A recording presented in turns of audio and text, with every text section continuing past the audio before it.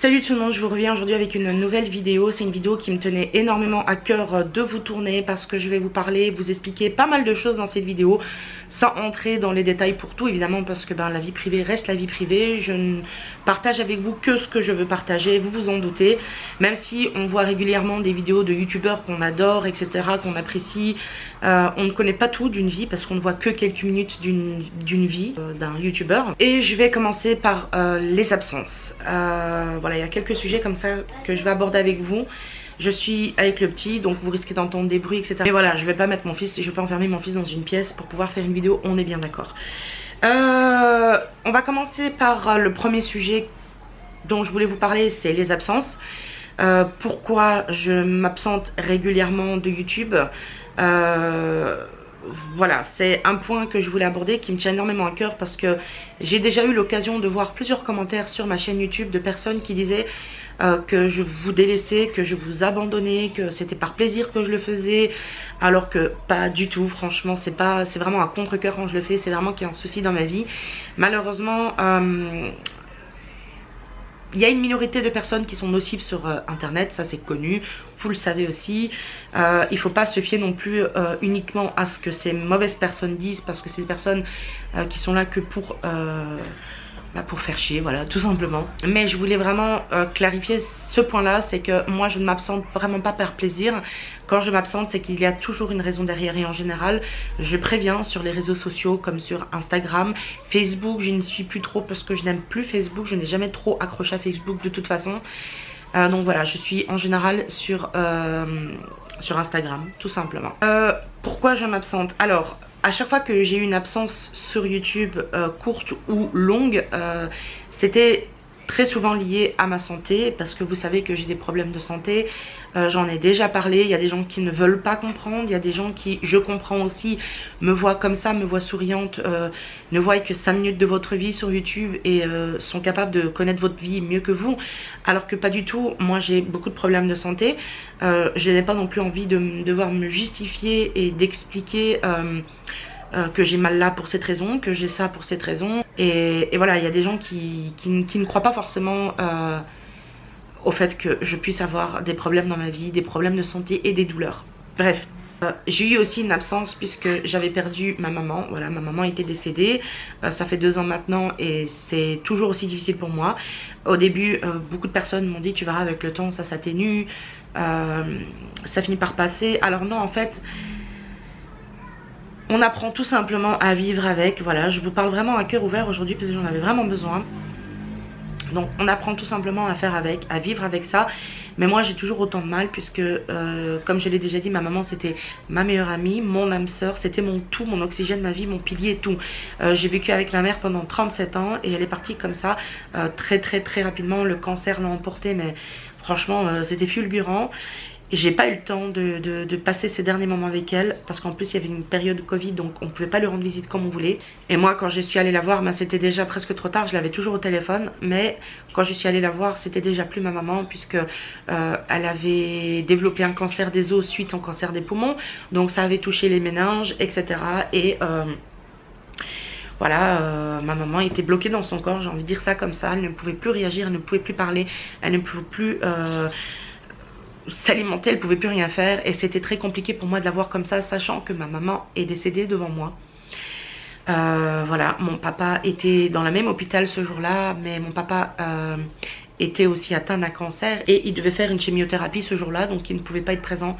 Malheureusement quand c'est arrivé, je lui ai téléphoné dans la douleur et dans la peur pour lui dire que ma maman était en train de partir, donc vous vous doutez un petit peu, j'ai pleuré, je lui ai dit papa viens vite et tout, et lui il a couru, mais voilà c'était trop tard. Du coup j'ai eu une petite absence par rapport à ça. Ensuite j'ai énormément de problèmes de dos comme je vous le disais tout à l'heure et de santé. J'ai aussi mon hypothyroïdie qui me joue énormément de tours. Je vais voir mon endocrinologue, mon endocrinologue m'a très bien informé sur les effets secondaires de l'hypothyroïdie. Et moi j'ai pas de chance parce que j'ai beaucoup d'effets secondaires de l'hypothyroïdie. Donc il y a le sommeil, il y a les humeurs, on déprime très vite pour pas grand chose. Voilà, en gros il y a la fatigue, il y a la chute de cheveux. Moi j'ai une chute de cheveux phénoménale. C'est aussi pour ça que j'ai quasi tout le temps les cheveux attachés, parce que je les perds et quand je cuisine, retrouver des cheveux dans la nourriture, c'est pas trop notre kiff. Enfin voilà, Tout ça pour dire que déjà j'ai ça. Ensuite il y a aussi le fait que Maël soit dans une phase qui est quand même assez compliquée pour moi, puisque avec mon dos je sais pas forcément tout faire avec mon fils. Je peux pas forcément me mettre par terre assise et jouer avec lui. Je le fais, mais franchement pour me relever c'est très compliqué. Et alors je vois déjà arriver les mauvaises ondes qui vont dire tu perds du poids ça ira mieux. Ça n'a rien à voir avec le poids, j'ai déjà perdu 40 kilos en pensant que ça allait tout régler. Et en fait ça n'a rien réglé du tout. C'est vrai que quand on est gros on va pas se voiler la face, j'ai un miroir, on va être réaliste, je suis grosse, oui je suis grosse, je suis obèse, mais c'est pas pour ça que je me mets pas par terre avec mon fils, c'est tout simplement parce que mes problèmes au dos et la malformation que j'ai au coccyx, plus l'arthrose sévère que je fais, me font souffrir. Donc me mettre par terre c'est énormément... c'est énormément douloureux pour moi, voilà, tout simplement. Je suis toujours toute seule aussi, je n'ai pas de famille, j'ai de la famille mais je ne les vois pas régulièrement. J'ai une partie de ma famille avec lesquelles j'ai pas forcément envie d'être en contact parce que voilà, bref, il y a des raisons pour ça, tout simplement. Déjà, c'est aussi compliqué par rapport à ça parce que ma maman me suffisait largement, c'était mon tout. Maintenant, il me reste mon papa, mais mon papa a aussi beaucoup de problèmes de santé. Il a vaincu le cancer. D'ailleurs, il doit très bientôt passer un scanner pour voir à peu près où ça en est, s'il n'y a pas eu de récidive, si le cancer n'est pas revenu. Donc voilà, on croise les doigts pour que tout se passe bien. Vous le savez, ma soeur a eu un cancer aussi. C'est quelque chose qui m'a énormément tracassé, qui m'a vraiment bouffé le cerveau, vraiment. Mon père et ma soeur, ça m'a achevé, je pense, après la mort de ma maman. En plus, mon papa a 2 hernies inguinales qu'il doit faire opérer. La première fois, ça a été annulé par le Covid, à cause du Covid. Ensuite, il y a eu d'autres complications, etc. Donc là, il doit prendre rendez-vous pour se faire opérer parce que ça fait quand même plus d'1 an qu'il se tape le double hernie inguinale et il souffre énormément. Voilà. Après, j'ai aussi mes beaux-parents, mais on se voit pas très souvent parce que voilà, ils sont pas... ils ont aussi une vie très occupée. Même s'ils sont à la retraite, ils ont aussi une vie, voilà. Je vais pas forcer les gens non plus à venir... à nous parler, à passer du temps avec nous. C'est pas du tout ma personnalité de faire ça.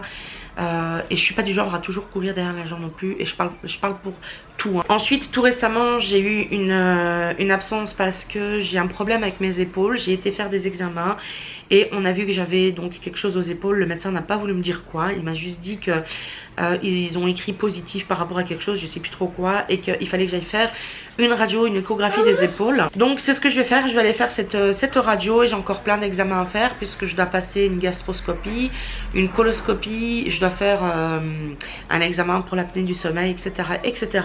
La gastroscopie, la coloscopie, parce qu'en fait, vous me voyez dans les vidéos, j'ai un gros ventre, voilà, on croit tout le temps que je suis enceinte, ça fait très longtemps que j'ai ce souci-là. Je n'ai pas de douleur particulière, mais j'ai beaucoup de problèmes intestinaux, des ballonnements, des coliques. Et j'ai été voir une rhumatologue qui m'a donc prescrit ces examens, puisqu'elle dit que en fait mon ventre est tellement gros que ça peut être une hernie, que ça peut être une intolérance à quelque chose, je ne sais pas quoi. Donc je vais devoir passer tous ces examens-là. Quand je ne sais pas, parce qu'il faut vraiment que je trouve le temps avec... Maël et le boulot de JP. Enfin voilà, je suis dans une période là où j'ai beaucoup d'examens, beaucoup de choses à faire. J'ai le moral qui est vraiment pas tous les jours non plus, mais très souvent à zéro. Franchement j'ai le moral dans les chaussettes. Et je me rappelle aussi qu'à une période, quand je vloguais, je me plaignais de temps en temps d'avoir mal au dos. Je disais oh j'ai mal au dos, etc. Et j'ai eu des abonnés à moi qui pourtant étaient très gentils, m'ont dit tu ne fais que te plaindre, etc. Et je l'ai mal pris parce que je me suis dit ok, quand je m'absente pour pouvoir prendre soin de moi et revenir en meilleure forme, on me fait des reproches. Et quand je me plains, on me fait des reproches. Donc je pense que c'est humain de se plaindre déjà, voilà. Je pense qu'on ne devrait pas avoir honte de se plaindre si on n'a pas le moral, si on va pas bien, si on a mal quelque part. Et évidemment pas H24 non plus. Moi c'est la décision que j'ai prise aujourd'hui. Je me suis dit dans mes vidéos je vais arrêter de tout faire pour que tout soit parfait, voilà, j'ai trouvé le mot parfait. Parce que souvent j'ai mal et je ne le montre pas. Quand j'allais à l'époque faire mes courses en Allemagne, je vous vloguais les courses, mais entre temps l'envers du décor, hein, quand il y avait des coupures, vous ne voyez pas vous que moi je m'assieds et que je fais au moins 50 pauses parce que j'ai mal au dos. Moi mes courses ça dure pas 1 heure, 2 heures, 3 heures. Moi mes courses ça dure 6 à 7 heures. Tout simplement parce que je fais énormément de pauses et j'ai très mal au dos, aux jambes, aux bras. Voilà, c'est une souffrance quotidienne pour moi. C'est quelque chose qu'il faut savoir. J'ai mal comme ça depuis que je suis adolescente, hein, depuis l'âge de 15 ans. Ça n'a pas commencé aussi fort, mais avec le temps ça s'est empiré et ça va encore s'empirer. Voilà, je vous parlais tout à l'heure de mon coccyx parce que j'ai une malformation. Moi j'ai le coccyx qui est soudé à la colonne vertébrale. Donc le médecin m'a dit que tout ce qui est qui peut donner un choc à ma colonne vertébrale, je ne peux pas, comme courir. Je suis restreinte pour beaucoup de choses, voilà, et c'est très pénible pour moi, mais bon, je n'ai pas le choix. C'est pas facile parce qu'il y a une période où j'ai voulu aussi perdre du poids. J'ai forcé, voilà, j'ai pas écouté les médecins. J'ai été faire du sport, j'ai fait de la marche rapide. Et malheureusement, j'aurais pas dû parce que ça m'a empiré la santé au niveau du dos. Ça m'a encore plus abîmé et j'aurais pas dû. Et perdre du poids quand on peut pas vraiment bouger, c'est quand même compliqué, vous voyez. Donc voilà. Souvent les gens ils viennent, ils jugent. J'en ai parlé avec mon médecin il y a pas longtemps et je lui disais, il me demandait comment je me sentais moralement, etc. Et je lui disais que c'était coup-ci coup-ça, voilà, parce que souvent les gens me jugent dans la rue. Ça m'arrive de parler avec des gens qui sont pas forcément malveillants, mais ils veulent, voilà, être d'une aide, ils veulent être bienveillants. Et souvent il y a des gens, des madames qui me parlent et qui me disent faut m'écrire. Ouais, moi ça me choque, hein. Vous je sais pas, mais moi ça me choque. J'irai jamais dire à quelqu'un il faut m'écrire, je sais pas, ça me choque, mais bon, je sais que c'est pas malveillant de leur part. Et les gens ils pensent tout le temps que si je prends du poids c'est tout simplement parce que je mange beaucoup. Et ça c'est quelque chose que avec lequel j'ai discuté avec mon médecin. D'ailleurs je vais aller voir un psychologue parce que j'ai beaucoup trop de choses en tête suite à la mort de ma maman, etc. Je pense que je vais aller voir plus un thérapeute, je ne sais pas encore, mais j'ai besoin d'évacuer tout ça. Bref, revenons-en à nos moutons. Mon médecin il me disait qu'il fallait comprendre les gens, mais que malheureusement l'obésité ne fait pas toujours partie de l'alimentation. Des fois c'est une maladie, voilà, tout simplement. Des fois on prend du poids sans forcément manger beaucoup ni calorique. Moi j'ai l'hypothyroïdie qui me donne un aspect qui est gonflé aussi, donc ça n'aide pas. On prend du poids avec l'hypothyroïdie aussi. Et voilà, donc les gens ils pensent tout le temps que si je suis grosse c'est parce que je mange mal, etc. Mais voilà, moi tout ce que je cuisine c'est presque tout le temps du fait maison. Et c'est très rare que j'achète des plats préparés, tout ce qui est industriel et transformé dans les magasins. Ça m'arrive des fois, vous l'avez déjà vu, mais c'est très rare. Et en général quand j'achète quelque chose, par exemple un petit pot de bolognaise pour faire des spaghettis, c'est tout simplement parce que moi j'ai des problèmes de santé.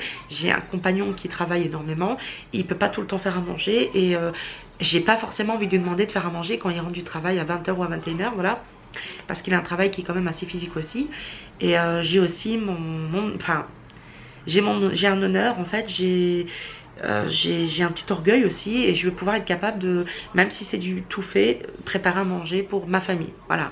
Ça peut donc m'arriver de temps en temps d'aller faire des courses et d'acheter des trucs qui sont rapides à faire pour le repas quand j'ai des crises, parce que voilà, encore une fois récemment j'ai eu une crise au bras. Je vous en ai parlé tout à l'heure, hein, je dois aller faire je dois prendre rendez-vous pour aller faire un scanner, une radio plutôt des épaules. Et là franchement la douleur elle était tellement insupportable. Pendant une semaine je n'ai pas dormi. D'ailleurs là je suis encore fatiguée. Je ne dormais plus, je ne mangeais déjà pas beaucoup, mais là c'était presque plus rien. J'avais tellement mal que j'avais tout simplement envie qu'on m'ampute le bras. Franchement c'était une... J'ai été voir mon médecin, je lui ai dit sauvez-moi parce que je peux plus, quoi, je peux plus vivre avec ces douleurs là. Et m'imaginer vivre encore 10, 15, 20 ans comme ça, je pourrais pas. Donc voilà, il m'a prescrit un petit traitement.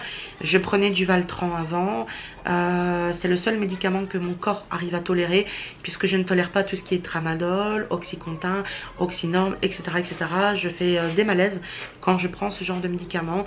J'ai des surfroids, de la tête qui tourne, des nausées, je vomis, je ne tiens plus debout, il faut que je me couche. Et avec un enfant seul à la maison, je peux pas prendre le risque de prendre des traitements qui vont me donner ces effets-là, parce que voilà, c'est dangereux. Et voilà, donc je ne prends pas non plus tout le temps les traitements. Oui chérie. Oui, je vais mettre. Donc je peux pas tout le temps prendre les traitements non plus, quoi. C'est vraiment pas facile. Voilà, donc ça risque encore de m'arriver d'avoir mal et d'être absente une semaine ou deux. Je vais essayer que non, parce que voilà, j'ai pris une décision, c'est de me montrer même avec mes douleurs. Tant pis si ça ne plaît pas, je suis comme je suis. J'estime que j'ai pas à me cacher quand j'ai mal, ni à devoir mentir pour pas attiser la colère des uns et des autres. Je vais être honnête avec vous, ces derniers temps j'ai pensé à arrêter YouTube, j'en ai même parlé à des amis. J'avais vraiment envie de stopper YouTube parce que j'ai l'impression qu'on doit remplir un quota pour pouvoir percer sur YouTube, qu'il faut montrer une vie idéale, etc. Moi je l'ai jamais fait, j'ai toujours montré ma vie telle qu'elle était, mon appartement en bordel, mon fils qui a des phases... mais pas dans ta bouche ça chérie. J'ai toujours été honnête, hein, mon accouchement n'a pas été facile, j'ai été totalement éventrée. Je vous mettrai pas les photos parce que je vais être, je pense, la vidéo sera supprimée. Mais bref, voilà, j'ai eu énormément de soucis de santé aussi par rapport à ça. Maël a été un bébé qui a eu beaucoup de problèmes de santé, avec le cœur aussi, qui a eu... Enfin, c'est pas des problèmes de santé, mais qui a eu des coliques, du reflux. Il ne dormait jamais. Ensuite, là, on est dans la fameuse crise du terrible tout. C'est vraiment pas facile, voilà. Donc, il y a énormément de choses à prendre en compte. Et jamais je vais vous dire ah non mais moi mon fils il est sage, il écoute, voilà, il fait jamais de crise, il est parfait, ma vie elle est parfaite. Non, on a tous des problèmes dans la vie et j'ai pas du tout envie de vous montrer une vie fausse, au contraire. Moi je veux vous partager mon quotidien comme je l'ai toujours fait, être honnête avec vous, mais là je vais être encore plus honnête. Et cette fois-ci j'ai décidé d'envoyer chier les gens qui sont nocifs, voilà, tout simplement, qui ne sont pas capables de comprendre, qui ne sont pas capables d'avoir de la bienveillance envers les uns et les autres. Tant pis, voilà, je resterai celle que j'ai toujours été. Je ferai des vidéos qui seront parfois comme celle-ci, un peu trop longues, avec peut-être pour vous un peu trop de blabla. Ça me tenait vraiment à cœur de vous en parler. Je vais aussi faire des facecam, chose qui sera pas du tout facile avec Mel, je le sais très bien. Peut-être acheter un fond vert pour avoir un meilleur décor, parce que bon, on va être d'accord que mon appartement... on ne le supporte plus avec JP, franchement. Il est beaucoup trop petit pour nous, on n'a malheureusement pas les moyens de déménager. Parce que ça aussi c'est quelque chose qui peut être vraiment casse-bonbon. C'est quand les gens nous contactent pour nous demander est-ce que vous n'avez pas prévu de déménager pour que le petit ait un jardin? Mais bien sûr que oui, bien sûr que oui. Bien sûr qu'on a envie d'avoir une maison plus grande avec un jardin, ne serait-ce que pour nous et pour notre fils, mais c'est pas possible, sinon ça serait déjà fait. Je veux dire, l'argent ne tombe pas du ciel, hein, je pense que tout le monde le sait. Les gens qui sont dans ma situation, qui n'ont pas forcément les moyens de déménager, le comprendront très bien. Mais voilà, on a un appartement qui est très petit, qui est très mal fait, qui est très mal isolé. Quand le petit dort dans la chambre à côté, parce qu'on dort à 3 dans la même pièce, hein, parce qu'on a un appartement de 35 mètres carrés, on n'a pas la place pour mettre un lit pour le petit. Donc voilà, on dort à 3 dans le même matelas. Ça a été un choix, on le vit très bien, le fait qu'on dorme avec le petit. C'est vrai que de temps en temps, il faut être honnête, on aimerait bien que lui, il ait son matelas, parce que lui, ça le dérange un petit peu en fait, quand il n'a pas toute la place qu'il veut. Mais bon voilà, c'est assez compliqué et on apprend à faire avec. Et malheureusement, c'est pas en se plaignant sur ça que ça va s'arranger. Donc on essaye aussi de faire en sorte de pouvoir changer tout ça. Sinon, fais pas ça mon amour, les gens ils entendent. Fais pas ça mon amour s'il te plaît. Merci mon bébé. Sinon aussi, on a décidé d'arrêter de fumer. Alors JP, ça fait déjà une semaine que lui ne fume plus du tout. Il fume uniquement la cigarette électronique, bien sûr avec de la nicotine. Mais il n'a plus touché une cigarette depuis une semaine. Moi, c'est un petit peu plus compliqué. C'est moi qui avais pris l'initiative de le faire. Maman, lui, il le voulait depuis pas mal de temps. Maman. Oui chérie. Papa. Tu vas pas? Lui, il voulait le faire déjà depuis un moment. Mais voilà, il a pas pu le faire. Ouais mon amour. Il attendait que j'ai aussi le déclic pour le faire. Je l'ai eu et juste le lendemain que j'ai eu ce déclic, j'ai commencé à avoir des atroces douleurs au bras. Et je ne vais pas vous cacher que la cigarette, en plus je mangeais quasi plus rien, m'aidait énormément. Pour quelqu'un qui fume, les personnes qui fument me comprendront. Quand on n'est pas bien, qu'on n'a pas le moral, qu'on a du stress, la cigarette franchement ça déstresse. Je sais que c'est très mauvais pour la santé, je vous déconseille de commencer à fumer un jour si vous regardez cette vidéo et que vous ne fumez pas, parce que c'est vraiment une grosse merde. Mais je suis fière de moi, puisque ça fait moi aussi une semaine que j'ai énormément diminué la cigarette. Moi je fumais plus de 40 cigarettes par jour, ce qui est énorme. Et aujourd'hui j'en suis à 4 à 5 cigarettes par jour et j'en suis très fière. Et je vais arrêter, ça c'est sûr et certain, mais à mon rythme. Voilà, tout simplement. Enfin bref, je pense avoir parlé de tout ce que j'avais envie de vous parler. Je pense rien avoir oublié, au pire des cas je referai une facecam. Mais voilà, je voulais vraiment vous expliquer pourquoi je m'absente. C'est vraiment pas par plaisir, sachant que je veux faire de YouTube mon métier, dégager des revenus par rapport à YouTube et partager ma passion qui est la cuisine à travers mes vidéos. Et quand je fais une pause, moi je suis la première à qui ça fait vraiment grave chier, puisque ça ne fait pas de revenus. Même si j'en dégage pas beaucoup déjà, hein, en général je gagne allez, si je suis active, peut-être 70 € par mois. Et encore, là j'avais réussi à monter un petit peu plus. Voilà, donc c'est vraiment pas tous les mois que je dégage un revenu. Et quand je fais des pauses comme ça, ben, ça me pénalise énormément. Et donc jamais n'allez penser que je m'en fous de vous, que je vous néglige ou quoi que ce soit. Au contraire, je suis énormément attachée à ma communauté parce que j'ai une communauté qui me soutient à fond. Et juste encore, je voulais vous préciser un petit truc. N'hésitez pas à me suivre sur Instagram, c'est vraiment très important parce que c'est là que je poste des nouvelles. Je ne vais pas commencer à faire une vidéo YouTube de 30 secondes pour vous expliquer que ça va pas, que j'ai mal, etc. Ça serait un petit peu bête de faire ça. Donc en général, je donne des nouvelles sur Instagram et souvent vous me dites je n'ai pas Instagram. C'est pas compliqué, c'est vraiment pas compliqué d'installer Instagram. On peut y aller sur le PC, sur le téléphone, c'est gratuit. Donc si jamais, n'hésitez pas à me suivre sur Instagram. Je mettrai le lien de mon Instagram par ici. Comme ça, j'aurai plus de messages qui me disent que je vous abandonne, il n'y a plus de nouvelles, parce que je donne des nouvelles sur Instagram. Peut-être pas tous les jours, mais j'en donne. Voilà, et moi je vais vous laisser là. Je vous dis à très bientôt et je vous fais des gros bisous.